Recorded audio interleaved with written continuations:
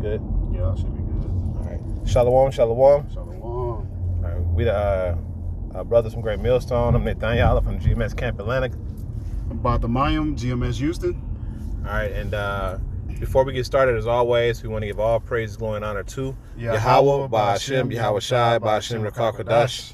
Also, double honors to our elders and the apostles of Great Millstone who rule and teach well. Peace, love, salutations, and many blessings to those that are doing this work in truth and sincerity. And you know, we just want to do a continuation from when we went in at camp. We was going into how the things of this world are temporary. You know, everything in this world, as we see, is falling apart. Your highs are temporary. Your lows are temporary. You know, everything is temporal. And what we're looking for is a place where our high, when we're on our highs, we stay high. We never come back down. And that's the kingdom of heaven. That's what we're looking forward to. So I have a quick precept, unless you had something, brother. You got it, brother. This is 2 Corinthians 4:18, and it says, while we look not at the things that which are seen, but the things which are not seen, for the things that are seen are Salakia. For things which are seen are temporal, but things which are not seen are eternal. And that's talking about Yahweh Ba'ashem, Yahweh Shai, and the eternal things that he created. And I'm going to give you some examples, like honor, you can't see that. Integrity, you can't see that. Dignity, you can't see that. You can't see balance, okay? You can't see morality. You can't see godliness. Those are the things that are very valuable that you cannot see. But without those things, the world lies in chaos. You got it, bro. Temporal in etymology online, late 14th century, it's an adjective. Worldly, secular, of or pertaining to the present life. So that was the main point I wanted to get. Of or pertaining to the present life. So things on this side, like we were going to in camp, 2 Peter chapter 3, verse 10, these things are going to be melted. The elements are going to be melted with fervent heat. Mm-hmm. So, hey, what's going to happen? You're going to be melted, but that's going to be, you know, when the utter destruction comes. But these things have to pass away because wickedness can't thrive forever. That's right. And I got another precept.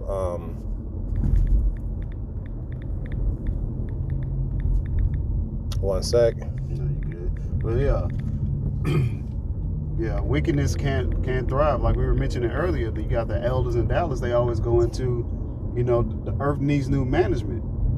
Hey, once the earth has new management, then righteousness is going to dwell forever, for all eternity. Right. And that's what we're hastening for. We're hastening to dwell in righteous rulership.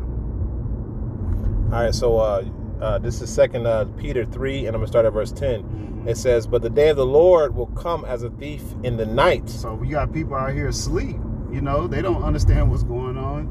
I mentioned it to the brothers. We went to go grab some food real quick. And on TV, I see NBA stuff. You know, NBA playoffs is on. They just had the WNBA draft. It's a lot going on. A lot of bread and circus. You know, Esau Edom, the self-proclaimed white man, he wants to keep you distracted. Keep you from distractions from World War III. You got it, huh? I was saying, not to mention, too, the scriptures say the Lord shall come as a thief in the night. Now, the thing about a thief, do you expect a thief to come? No. You don't know when he gonna come. You don't know when he gonna come, you know? And I like to bring up, too, about being a thief. A lot of break-ins, you know, or I'll say robberies happen when? At night. At night, yep. When it's darkness. Mm-hmm. They do it under the cover of darkness. You got it. You know, I'm going to continue on. And it says, in the which the heavens shall pass away with a great noise, and the elements shall melt with fervent heat. The earth also and the works therein shall be burned up. And that's talking about when these thermonuclear missiles hit. Now, you can't deny that the thermonuclear missiles aren't going to hit anymore, because where are we right now? We're on the cusp of World War III. We know that World War III is around the corner, and we know that World War III is going to be fought with thermonuclear missiles. There's no ifs, ands, buts about that, okay? Well, Revelation 11 and 14 said the second woe is past and the third woe come quickly. That's right. Woe is death, destruction, mourning, and sorrow. Those are things that happen during war. Mm-hmm. Ecclesiastes 3, understanding the times that we're in. It's a time of judgment. It's a time of war. Mm-hmm. I believe it's Ecclesiastes 3 and 8. Hey, we're living in a time of war. As we say, well, as the scriptures say, Salakia, Matthew 24 and 6 through 8. Hey, these are the beginning of sorrows, but hey, it's going to be nation against nation, you know, et cetera, et cetera. But hey, war is a key point. I like when the elders always say, in order to have peace, you must have war. That's right. And war, and the thing is, and what did Yahweh Shai say? He said, I did not come to make peace, I came to bring a sword. That's right. So he's at war with this place. The scriptures talk about how the Lord is not going to meet you as a man. But I'm going to continue on with the scripture. It says, everything in this world is going to be burned up.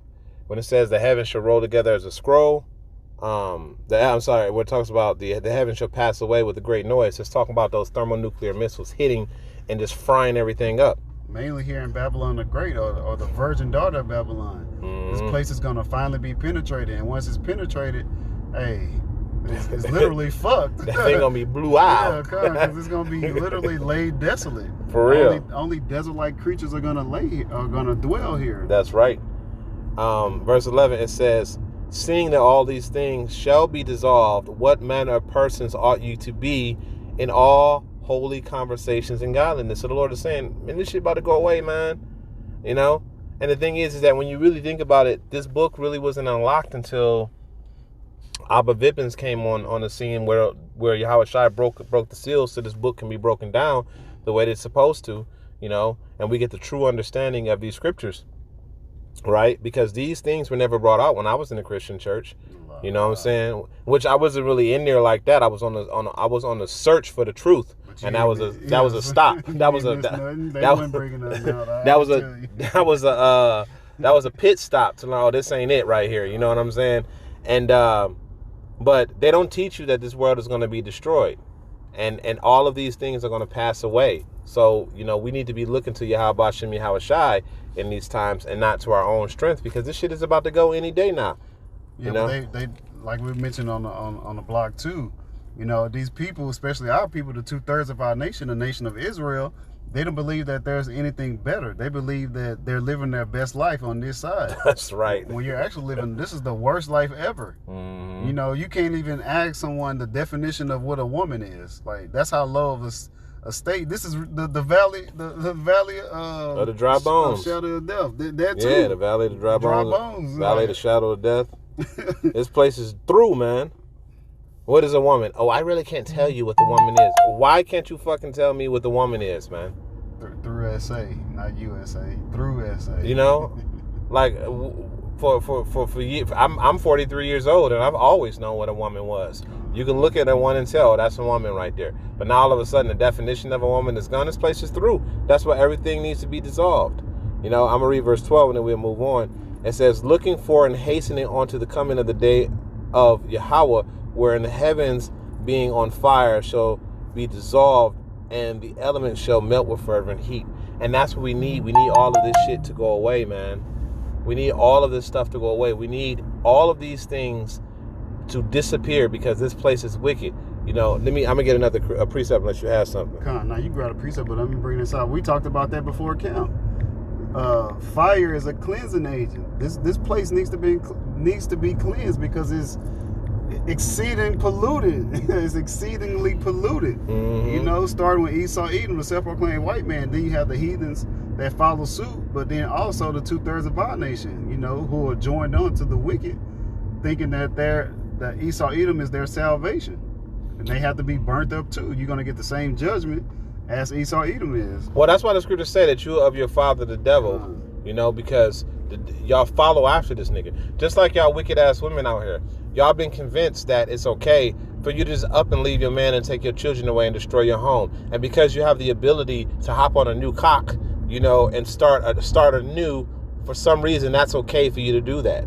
You know, because Esau says, well, you know what? You don't have to listen to this nigga's authority. You can do whatever the hell you want.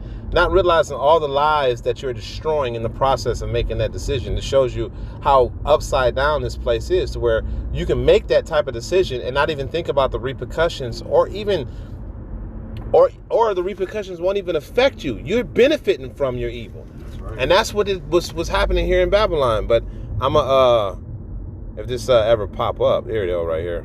This is Micah 2:10. Mm-hmm. And it reads, if it pops up, there it is. Arise ye and depart, for this is not your rest, because it is polluted. Very polluted. The air is polluted, the water, the land. Our females are polluted. I don't even like calling them women. It's our females. because a woman is an adult female, a female servant. They're not doing any service, you know, for the men of our nation. No, this way. No, they're not doing any service for the men of our nation. They're doing our men a disservice. That's right. What they're doing is they're having babies and then not allowing the men that those babies are from to raise their children. And then they're going out and having babies from different men, defiling not only themselves, but defiling the children that are coming from within them. You see what I'm saying? That causes a lot of confusion. This is Babylon the Great. This is the land of confusion. You know, it's confusing, you know, to be around a end-up or a nigga woman, and you got the kids, but you're not the dad. Like, you know, as a kid, that'll bug you out. Like, where's my dad? Who is this random guy that's just coming in all you know, manners of the night, late night creep, as they say. And then you hear the noise that was going on in the room. Come on now. You know, and you like, man, what the hell is going on in there? You're listening to the door, like, what is he doing to my mommy? And then you learn later on, oh yeah, he was just doing what dudes do. Yeah. You know, and he don't want to be with you like that because you got kids. But y'all stupid ass women, you know, y'all don't realize that. Y'all think because a man wants a ass that he wants you. No, he just wants what's in between your legs to satisfy you, satisfy himself. Once that's done, the nigga just pass you along. And we're men of the Lord and we're telling you this. You know what I'm saying? We men of the Lord and we're telling you this is what it is. So what the hell you think a normal nigga, a nigga, he's already thinking in his head, fuck that bitch. Forgive me for my French, but he's already thinking that. But I'm going to continue on with this precept. I'm going to start from the top again. This is Micah 2:10. It says, arise ye and depart, for this is not your rest, because it is polluted. It shall destroy you even with the sword of destruction. Now tell me right now, we're not experiencing a sword of destruction where your woman or can leave you and take your children away, or you can't get a job, or you don't have money to pay your bills, or, I mean, just anything. Like, just the chief things in life, you know, food, raiment, and clothing. Those are the basic necessities in life that you can't access that without giving your soul away by working 24 hours a day. You see what I'm saying? Now, not a literal 24, but you guys get the gist of it. You're working pretty much your life away. This is what Esau, this is his system that he's created. And y'all want this shit versus the kingdom of heaven. It says this is not your rest. So if you think you're living your best life, you can't. Man, if you look at our women look wore out. Yeah, the scriptures say the saints should be worn out, but the saints that are worn out are the ones that's doing this work. Like, we have to balance being in the world and still doing the work, but y'all just out here twerking everywhere you go. Like, you had a group of young females just start twerking for no reason. You got two of them morbidly obese, under 5'3". Like, this is not our rest for you to be that much out of shape with your belly hanging out. Like, you're supposed to be covered up, man. Like, and it wasn't just one of them, it was two. And they get out the car twerking, like, yeah, like it's like a twerk off right off the muscle, you know. But like we read previous, what manner of persons are you to be? You're supposed to be you're supposed to have a righteous conduct about yourself. Your conduct should line up as close as possible to these scriptures. Mm-hmm. That pleases Yahweh Bashem Yahweh Shai. That's right. I'm gonna get this last precept, unless you had something that you wanted to bring out on top of it. You got it. This is Ecclesiastes 7:7. Mm-hmm. It says, surely oppression maketh the wise man mad, and a gift destroyeth the heart. Hey, the coming up, the microcharagma, you know, that grain of rice that goes underneath your skin. What they're going to do, they're going to give you UBI, universal basic income. Mm-hmm. That's going to ultimately destroy you. And that's what Esau Edom is pushing. That's one of his main goals. And then I believe, like, in this precept in Ecclesiastes 7:7, when you go into that word mad, it means to make one to shine, like to make your face shine, and that goes into wisdom. So oppression maketh the wise man to shine, to make him, because we understand what we're going through. You see what I'm saying? We understand, so we're becoming wiser in this oppression, because everything that we're going through, we're seeing that we're not supposed to be going through this shit. That this shit is off. The way this life is lived is totally off. So yeah. So you can look at that as mad as angry, because we're angry too. And you can use it as, yeah, this oppression is making us wiser, which it is. So we're getting both of them. We're angry and we're becoming wiser in this situation, man, that we're going through. You know? You got some. I'm going to say get Ecclesiastes, I think it's 1:18. Yeah, 1:18. Much, yep, I got you. This is Ecclesiastes 1:18. It says, For much wisdom is grief, and he that increaseth in knowledge increaseth sorrow. Yeah, so like the brother's going into, the land back up the precept, hey, the more we learn, the more we see. The prophets of old were called seers. We can see what's going on. We can see how destroyed our people are, man. Our people are destroyed for a lack of knowledge. Where's that knowledge? The knowledge is in these scriptures. That's where the knowledge, wisdom, and understanding comes from. You can see, you can have a clearer vision of what's going on around you, being circumspect, as the scriptures say in Ephesians. You can see what's going on all around you, all around the world. But that was pretty much right. That's right. Yeah. So, hey, so coming to the conclusion of this lesson, you have to be in a position where you're really looking at the ways of the world, and you're understanding that all this shit about to go away. That's right. And it's about to pass away, going back to the original topic. And the things that you're holding on to are temporal. So where should you be investing your spiritual energy into?